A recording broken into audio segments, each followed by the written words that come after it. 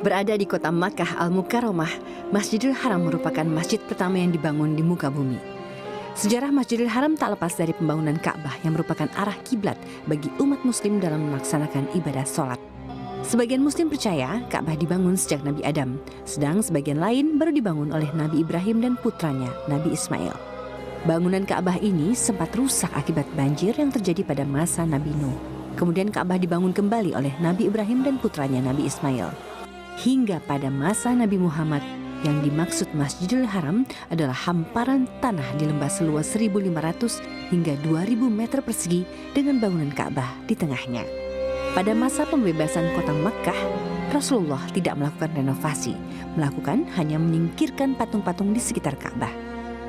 Pada masa kekhalifahan Umar bin Khattab, barulah dilakukan perluasan lokasi Masjidil Haram di tahun 634 hingga tahun 644 Masehi. Umar bin Khattab juga memerintahkan pembangunan dinding pembatas dan pintu-pintu masjid, termasuk melapisi lantai tempat tawaf dengan batu kerikil.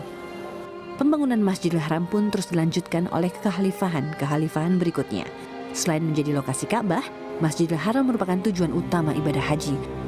Rukun haji, tawaf, dan sa'i dilakukan di sini.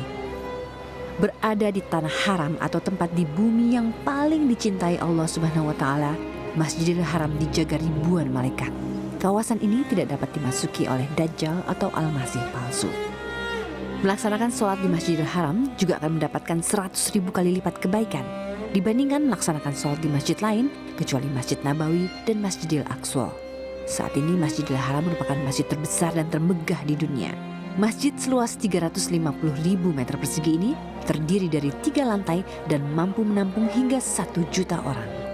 Karena begitu luasnya, bahkan pendaran cahaya yang berasal dari kompleks Masjidil Haram dapat terlihat dari luar angkasa, sehingga membuat kota Mekah menjadi salah satu tempat paling terang di bumi selain kota Madinah.